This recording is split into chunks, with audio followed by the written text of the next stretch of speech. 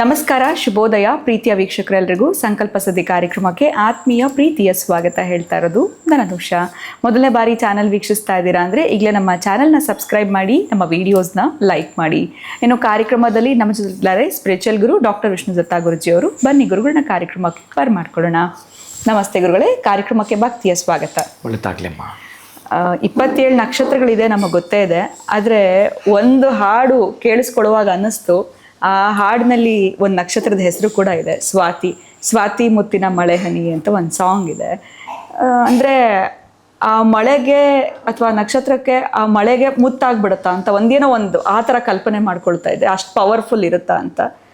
ಆಮೇಲೆ ಕೆಲಸಲಿ ಈ ಪಂಚಾಂಗ ನೋಡುವಾಗ ಮಳೆ ನಕ್ಷತ್ರಗಳು ಆ ಥರನೂ ನೋಡಿರೋದಿತ್ತು. ಇದೇನಾದರೂ ಕನೆಕ್ಟೆಡ್ ಇದೆಯಾ ಅಥವಾ ಆ ಸಾಲನ್ನ ಯಾಕೆ ಆ ಹಾಳು ತಗೊಂಡ್ರು?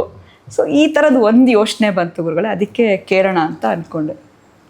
ಎಲ್ಲಿ ನೋಡಿದ್ದೀವಿ? ಅಲ್ಲ ಗುರುಗಳೇ, ಆ ಹಾಡು ಕೇಳಿಸ್ಕೊಳ್ತಾ ಇದ್ದಾಗ ಅನ್ನಿಸ್ತು.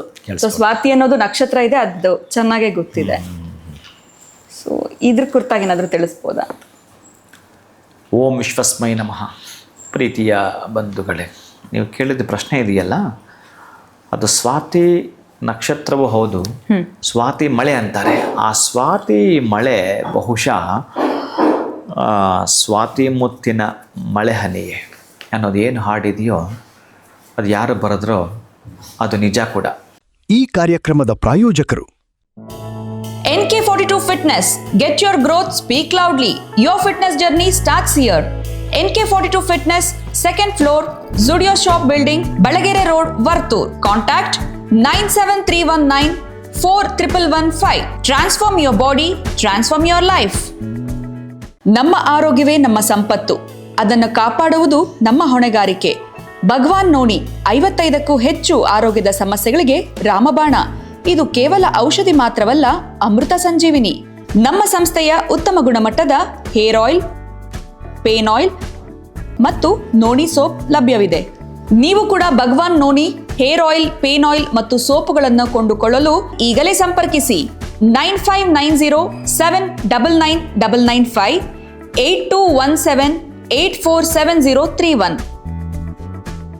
ಯಾವಾಗ ಆ ಮಳೆಗೆ ಬಹಳ ನೋಡಿ, ಈ ಧರೆಯ ಮೇಲೆ 27 ನಕ್ಷತ್ರಗಳಿಗೂ 27 ವಿಧದ ಮಳೆ, ಆ ಮಳೆ ಬಿದ್ದಾಗ ಈ ಧರೆಯ ಮೇಲೆ ಬೆಳೆಗಳು ಹೇಗಾಗ್ತವೆ ಅನ್ನೋದು ಕೂಡ ಇದೆ. 27 ನಕ್ಷತ್ರಗಳು ಪ್ರಧಾನವಾಗಿ ಸ್ವಾತಿ ಮಳೆ ಬಂತಾ, ಸ್ವಾತಿ ಮಳೆ ನಿಂತುತ್ತಾ, ಇನ್ನಿಲ್ಲ ಅಷ್ಟೆ. ಸ್ವಾತಿ ಮಳೆ ಹೋಯ್ತಾ, ಅಯ್ಯೋ ಅಂತಾರೆ. ಸ್ವಾತಿ ಮಳೆ ಇತ್ತೋ ಆಗುವ ಆನಂದವೇ ಬೇರೆ ಇರುತ್ತೆ ರೈತರಿಗೆ. ರೈತರು ಅಂದಾಗ ನನಗೆ ನೆನಪು ಬಂತು, ಮೊನ್ನೆ ಯಾರೋ ಒಬ್ಬಾಕೆ ಬಂದಿದ್ದರು, ಮಹಾತಾಯಿ. ಬಹುಶಃ ಅವರು ಹಾಸನ ಟಿ ನರಸೀಪುರ ಕಡೆಯವರು, ಯಾರೋ ಲಕ್ಷ್ಮಮ್ಮ ಅಂತ ಇಬ್ಬರು ಹೆಣ್ಣು ಮಕ್ಕಳ ಜೊತೆಗೆ ಬಂದಿದ್ದರು. ಬಹುಶಃ ಅವರು ವಿದ್ಯಾಭ್ಯಾಸ ಕೇಳಲಿಕ್ಕೋ ಏನೋ. ಆಕೆ ತುಂಬ ಚೆನ್ನಾಗಿ ವ್ಯವಸಾಯವನ್ನು ಮಾಡುವಂಥದ್ದು. ಗುರುಗಳೇ, ನೀವು ಎಲ್ರಿಗೂ ಹೇಳ್ತೀರಿ, ರೈತರಿಗೆ ಯಾಕೆ ಏನು ಹೇಳಲ್ಲ ಅಂತಂದರು. ನಾನು ಅವಾಕ್ ಹಾಕ್ಬಿಟ್ಟೆ, ಇದು ಒಳ್ಳೆ ಪ್ರಶ್ನೆ ಅಲ್ವಾ, ನಿಜಾನೇ. ಜೊತೆಗೆ ಯಾವುದೋ ಒಂದು ಎಪಿಸೋಡ್ ಮಾಡಿರ್ತೀವಿ, ಅದು ಅವರು ನೋಡಿರೋದಿಲ್ಲ. ಮಳೆಯ ಬಗ್ಗೆ ಹೇಳಬೇಕು ಅಂತಂದರೆ, ನಮ್ಮ ಪೂರ್ವಿಕರು ಈ ಮಳೆಯ ಬಗ್ಗೆ ಬಹಳಷ್ಟು ಹೇಳ್ತಾ ಇದ್ದರು. ಸ್ವಾತಿ ಮಳೆಯನ್ನು ಹಿಡಿದಿಟ್ಟುಕೊಂಡಿದ್ದು, ಬಹುಶಃ ನಿಮಗೇನಾದರೂ ಹಳೇ ಗಾಯಗಳಿದ್ದರೆ ಆ ಗಾಯದ ಮೇಲೆ ಡಾಕ್ಟರ್ ಹತ್ರ ಹೋಗಿ ಹೋಗಿ ಹೋಗಿ ನಿಮಗೇನಾದರೂ ಶಮನ ಆಗಲಿಲ್ಲ ಅಂತಂದರೆ, ಆಗಾಗ ಆ ಮಳೆ ನೀರನ್ನು ತೊಳಿತಾ ಬನ್ನಿ, ಎಷ್ಟು ಶೀಘ್ರವಾಗಿ ವಾಸಿ ಆಗುತ್ತೋ ಪರೀಕ್ಷೆ ಮಾಡಿ. ಅಂದರೆ ಸ್ವಾತಿ ಮಳೆಯನ್ನು ಹಿಡಿದಿಡೋದಿದೆಯಲ್ಲ, ಬಹಳ ಮುಖ್ಯ. ತಾಮ್ರದ ಪಾತ್ರೆಯಲ್ಲಿ ಹಿಡಿದಿಟ್ಟುಕೊಂಡ್ರೆ ವರ್ಷ ಪೂರ್ತಿ ನೀವು ಇಟ್ಕೋಬಹುದು, ಕೆಡೋದಿಲ್ಲ ಅದು. ಸ್ವಾತಿ ಮಳೆಗೆ ಬೆಳೆಗಳಾಗ್ತಾವಲ್ಲ, ಮೆಡಿಸಿನ್ ಜೊತೆಗೆ ಉತ್ಪತ್ತಿ ಆಗ್ತವೆ. ಅಂತಹ ಮೆಡಿಸಿನ್ ಇರುತ್ತೆ, ಅಂತಹ ಪುಷ್ಟಿ ತುಷ್ಟಿ ತುಂಬಿರುತ್ತೆ ಆ ಬೆಳೆಗಳಲ್ಲಿ ಈ ಒಂದು ಮಳೆಗೆ ಮಾಡಿದಾಗ. ಅದಕ್ಕೆ ಒಂದೊಂದು ನಕ್ಷತ್ರ ಹೇಳ್ತಾನೆ, ಈ ಅಶ್ವಿನಿ ಮಳೆ ಅರಿಶಿಣಕ್ಕೆ ಬಹಳ ಮೇಲು ಅಂತ ಹೇಳ್ತಾನೆ, ಭರಣಿ ಮಳೆ ಧರಣಿಗೆ ಬಹಳ ಮೇಲು ಅಂತ ಹೇಳ್ತಾನೆ. ಹೀಗೆ ಹೋಗ್ತಾ ಇರುತ್ತೆ. ಕೃತಿಕ ಗದ್ದೆಗಳಿಗೆ ಬಹಳ ಬಹಳ ಒಳಿತು ಅಂತ ಹೇಳ್ತಾನೆ. ಹೀಗೆ ಸ್ವಾತಿ ಮಳೆ ಇದೆಯಲ್ಲ, ಎಲ್ಲ ಬೆಳೆಗಳಿಗೂ ಕೂಡ ಆನಂದವಾಗಿರುವಂಥದ್ದು. ಈ ಸ್ವಾತಿ ಮಳೆಯ ನೀರನ್ನು ನೀವೇನಾದರೂ ಸಂಗ್ರಹ ಮಾಡಿ ಇಟ್ಕೊಂಡಿದ್ರೆ, ಎಲ್ಲ ಪ್ರೀತಿಯ ರೈತ ಬಂಧುಗಳಿಗಾಗಿಯೇ ಈ ಒಂದು ತಾಯಿ ನೀವೇನು ನೆನಪು ಮಾಡಿದ್ರೋ ಸ್ವಾತಿ ಮಳೆ ಅನ್ನೋದ್ರ ಜೊತೆಗೆ ಆ ಲಕ್ಷ್ಮಮ್ಮ ನನಗೆ ಜ್ಞಾಪಕ ಬಂದುಬಿಡ್ತು. ಬಹುಶಃ ಈ ಸ್ವಾತಿ ಮಳೆಯನ್ನು ಈ ವರ್ಷ, ಇನ್ನು ನೆಕ್ಸ್ಟ್ ಬರೋ ವರ್ಷ ತನಕ ನೀವೇನಾದರೂ ಈ ನೀರನ್ನು ಕಾಪಾಡಿಕೊಳ್ತೀನಿ, ತಾಮ್ರದ ಪಾತ್ರೆಯಲ್ಲಿ ಹಾಕಿ ಹಿಡಿದಿರ್ತೀನಿ ಅಂತಂದರೆ, ಬಹುಶಃ ತತ್ಪೂರ್ವ ಹಿಂದೆ ಹಾಲು ಕಾಯಿಸಿ ಎಪ್ಪಾಕಬೇಕಾದ್ರೆ ಈ ಮಳೆಯನ್ನು ಬಳಸ್ತಾ ಇದ್ದಾರ್ರಿ. ಎಪ್ಪಾಕಬೇಕಾದ್ರೆ ಮಜ್ಜಿಗೆ ಬೇಕು ತಾನೆ ನಿಮಗೆ, ಈ ಮಳೆ ನೀರನ್ನು ಹಾಕಿ ನೋಡಿ, ಗೊತ್ತಾಗುತ್ತೆ ನಿಮಗೆ. ಅದು ಸ್ವಾತಿ ಮಳೆಯ ಪವರ್. ಎಷ್ಟು ಅದ್ಭುತವಾದದಂದರೆ ಅಷ್ಟು ಅದ್ಭುತವಾದದ್ದು. ಇನ್ನು ಹಾಡಿಗಿದೆಯಲ್ಲ, ಕಪ್ಪೆ ಚಿಪ್ಪಿನ ಒಳಗೆ ಈ ಒಂದೇ ಒಂದು ಸ್ವಾತಿ ಮುತ್ತಿನ ಒಂದು ಹನಿ ಸೇರಿತು ಅಂತಂದರೆ ಅದು ಪರ್ಲಾಗತ್ತೆ ರೀ. ಈ ಮಳೆಯ ಬಿಂದುವೇ ಆ ಚಿಪ್ಪಿನೊಳಗೆ ಸೇರಿದ್ರೆ ಮುತ್ತಾಗತ್ತೆ ರೀ. ಅಂದರೆ ಸ್ವಾತಿ ಮಳೆ ಅಷ್ಟೊಂದು ಮೆಡಿಸಿನ್ ಇದೆ, ಅಷ್ಟೊಂದು ಅದ್ಭುತವಾದ ಮೆಡಿಸಿನ್ ಇದೆ. ಅದನ್ನು ಹಿಡಿದಿಡೋದು, ನಿಮಗೆ ಬಳಸೋದು ನೋಡಿ. ಏಕಕಾಲಕ್ಕೆ ನಾನು ಬಹುಶಃ ಇದನ್ನೇ ಹೇಳಿರ್ತೀನಿ ಅನ್ಕೋತೀನಿ. ಸ್ವಾತಿ ಮಳೆಯ ಹನಿಯ ಒಂದು ಹನಿ ಕಪ್ಪೆ ಚಿಪ್ಪಿನ ಒಳಗೆ ಬಿದ್ದರೆ ಮುತ್ತಾಗತ್ತೆ. ಹಾವು ಬಾಯಿ ತರ್ಕೊಂಡಿದ್ರೆ ಆ ಆಕಾಶದಿಂದ ಜಾರುವ ಆ ಸ್ವಾತಿ ಮಳೆಯ ಹನಿ ಅಲ್ಲಿ ವಿಷವಾಗಿ ಪರಿಣಮಿಸುತ್ತೆ, ಇಲ್ಲಿ ಮುತ್ತಾಗಿ ಪರಿಣಮಿಸುತ್ತೆ. ಜಾತಕ ಪಕ್ಷಿ ಅಂತ ಕೇಳಿದಿರಲ್ಲ, ಬಾಯಿ ಬಿಟ್ಕೊಂಡಿರುತ್ತೆ, ಅದು ಅದಕ್ಕೆ ಅಮೃತವಾಗತ್ತೆ. ಒಂದು ಕಡೆ ಅಮೃತವಾಗತ್ತೆ, ಇನ್ನೊಂದು ವಿಷವಾಗತ್ತೆ, ಮತ್ತೊಂದು ಕಡೆ ಮುತ್ತಾಗತ್ತೆ. ಇದು ಸ್ವಾತಿ ಮಳೆ ಪವರ್. ಇನ್ನೂ ಬಹಳ ಇದೆ. ಆ ಸ್ವಾತಿ ಮಳೆಯನ್ನು ನೀವು ಹಿಡಿದಿಟ್ಕೊಂಡಿದ್ದು ಅದಕ್ಕೆ ಸ್ವಲ್ಪ ಮೊಸರು ಸೇರಿಸಿಬಿಟ್ಟು ಬೆಳೆಗಳಿಗೆ ಹಾಕ್ತೀನಿ ಅಂತಂದರೆ ಅಷ್ಟು ಅದ್ಭುತವಾಗಿ ಬೆಳೆಗಳು ಬರ್ತವೆ. ಅಷ್ಟು ಚೆನ್ನಾಗಿ ನೀವು ಯಾವುದಾದ್ರೂ ಬೆಳೆಗಳಿಗೆ ಹಾಕಿ ನೀವು ಮದ್ದು ಸಿಂಪಡಿಸ್ತೀರಲ್ಲ, ಆ ಮದ್ದು ಸಿಂಪಡಿಸಿದ ರೀತಿಯಲ್ಲಿ ಇನ್ನೂ ಹಳಬರು ನೋಡಿ, ಈ ಅಜ್ಜಿ ಅಂದರು ಹೇಳ್ತಾ ಇದ್ರು, ಸ್ವಲ್ಪ ಹುಳಿ ಬಂದಿರೋ ಮಜ್ಜಿಗೆ ಇದ್ದರೆ ಕರಿಬೇವಿನ ಗಿಡಕ್ಕೆ ಹಾಕೋ ಅಂತಾರೆ. ಆ ಕರಿಬೇವಿನ ಗಿಡಕ್ಕೆ ಹಾಕೋ ಅಂದರೆ ಆ ಹುಳಿ ಬಂದಿರುವ ಮಜ್ಜಿಗೆಯನ್ನು ಗಿಡಗಳ ಮೇಲೆ ಹಾಕಿದ್ರೆ ಆ ಕೀಟಾಣು ಇದೆಯಲ್ಲ ಅದನ್ನು ತಿನ್ನೋವಂಥದ್ದು ಅದು ಹೋಗ್ಬಿಡುತ್ತೆ. ನೋಡಿ ಎಷ್ಟು ಪವರ್ ಇದೆ ಅಂತ.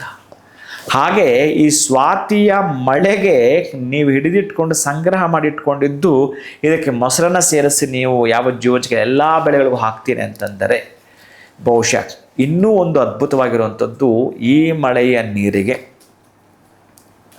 ನೀವೊಂದಷ್ಟು ಮೊಸರನ್ನು ಹಾಕಿ, ಈಗ ನೀವು ಯಾವುದೋ ಒಂದು ಬೀಜಾವಾಪನ ಅಂದರೆ ಯಾವುದೋ ಒಂದು ಸೀಡ್ ಕೆಳಗಡೆ ಹಾಕಬೇಕು ಅಂತಂದರೆ ಯಾವುದಾದ್ರೂ ನಿಮ್ಮ ಊರಿನ, ಅದರಲ್ಲೂ ಕೂಡ ನೀವು ಅಮ್ಮನವರ ದೇವಸ್ಥಾನ ಆದರೆ ಬಹಳ ಒಳಿತು.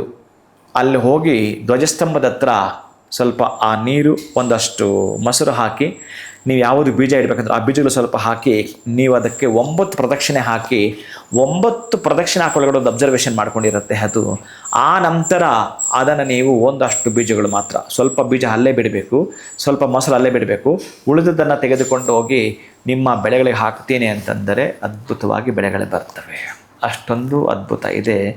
ಇದು ಒಂದು ರೀತಿಯ ಮೆಡಿಸಿನ್ ನಿಮಗೆ, ಈ ಸ್ವಾತಿ ಮಳೆ ಅನ್ನೋ ಅಷ್ಟು ಅದ್ಭುತಗಳಿದೆ. ದಯವಿಟ್ಟು ರೈತರಿಗೆ ಸಂಬಂಧಪಟ್ಟ ಹಾಗೆ ಇದನ್ನು ಬಳಸ್ಕೊಳ್ತೀನಿ ಅಂತಂದರೆ ಅತ್ಯಂತ ಉಪಯೋಗವಾಗುವಂಥದ್ದು ಸ್ವಾತಿ ಮುತ್ತಿನ ಮಳೆ ಹನಿ. ಆ ಹಾಡಿಂದ ಪ್ರೇರಣೆ ಬಂದದ್ದು, ರೈತರ ತನಕ ಹೋಗಿದ್ದು ಬಹಳ ಪ್ರಧಾನವಾಗಿರುವಂಥದ್ದು. ಬಹಳಷ್ಟು ಯಾವುದೋ ಒಂದು ಈ ಮಣ್ಣಲ್ಲಿ ಅಂತಹ ಗುಣಗಳೇ ಇಲ್ಲ, ಇದು ಯಾವುದು ಬೆಳೆಗಳೇ ಬರಲ್ಲ ಅಂತಂದ್ರೂ ಕೂಡ ತಾಮ್ರದ ಪಾತ್ರೆಯಲ್ಲಿ ಹಿಡಿದಿಟ್ಟಿರ್ತೀರಲ್ಲ, ಅಲ್ಲೊಂದು ಅಬ್ಸರ್ವೇಷನ್ ಮಾಡ್ಕೊಂಡಿರ್ತಕ್ಕಂತಹದ್ದು. ನಂತರ ಒಂದಷ್ಟು ಮೊಸರನ್ನು ಹಾಕಿ ಅಲ್ಲಿ ಸಿಂಪಡಿಸಿಬಿಟ್ಟು ನೀವು ನೆಲ ಹೂಳ್ತೀನಿ ಅಂತಂದರೂ ಕೂಡ ಅಲ್ಲಿಂದ ಆಚೆಗೆ ಬೆಳೆಗಳು ನೀವು ಯಾವುದಿಟ್ಟರೂ ಕೂಡ ಅಷ್ಟು ಚೆನ್ನಾಗಿ ಆಗ್ತವೆ. ಬರೆದಿಟ್ಕೊಳ್ಳಿ, ಇದು ಸ್ವಾತಿ ಮಳೆಯ ತಾಕತ್ತು, ಪ್ರೀತಿಯ. ಸೊ ಸ್ವಾತಿ ಮಳೆಯ ಮಹತ್ವ ಏನು ಅಂತ ತಿಳ್ಕೊಂಡಂಗಾಯ್ತು. ಯಾಕಂದ್ರೆ ಆ ಹಾಡಿನಲ್ಲಿ ಆ ಒಂದು ಪದ ಇರೋದ್ರಿಂದ, ನಕ್ಷತ್ರದ ಹೆಸರು ಅದಾಗಿರೋದ್ರಿಂದ ಏನಾದರೂ ಇರ್ಬೋದಾ ಇದ್ರ ಹಿನ್ನೆಲೆ ತಿಳ್ಕೊಳ್ಳೋಣ ಅನ್ನೋ ಉದ್ದೇಶ ಆಗಿತ್ತು.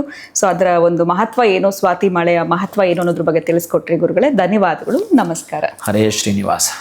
ಇನ್ನು ಇವತ್ತಿನ ವಿಡಿಯೋನ ಮುಗಿಸುವಂತ ಸಮಯ ಆಗಿದೆ. ಮತ್ತೊಂದು ಹೊಸ ವಿಚಾರದೊಂದಿಗೆ ಮುಂದಿನ ವಿಡಿಯೋನಲ್ಲಿ ಭೇಟಿ ಮಾಡ್ತೀವಿ.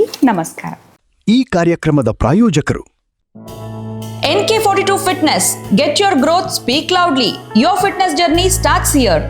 NK42 Fitness, 2nd floor, Zudio Shop Building, Balagere Road, Vartur. Contact 97319 4115. Transform your body, transform your life.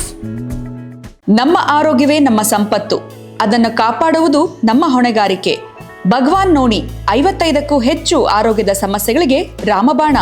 ಇದು ಕೇವಲ ಔಷಧಿ ಮಾತ್ರವಲ್ಲ, ಅಮೃತ ಸಂಜೀವಿನಿ. ನಮ್ಮ ಸಂಸ್ಥೆಯ ಉತ್ತಮ ಗುಣಮಟ್ಟದ ಹೇರ್ ಆಯಿಲ್, ಪೇನ್ ಆಯಿಲ್ ಮತ್ತು ನೋಣಿ ಸೋಪ್ ಲಭ್ಯವಿದೆ. ನೀವು ಕೂಡ ಭಗವಾನ್ ನೋಣಿ ಹೇರ್ ಆಯಿಲ್, ಪೇನ್ ಆಯಿಲ್ ಮತ್ತು ಸೋಪುಗಳನ್ನು ಕೊಂಡುಕೊಳ್ಳಲು ಈಗಲೇ ಸಂಪರ್ಕಿಸಿ 9590799995 8217847031.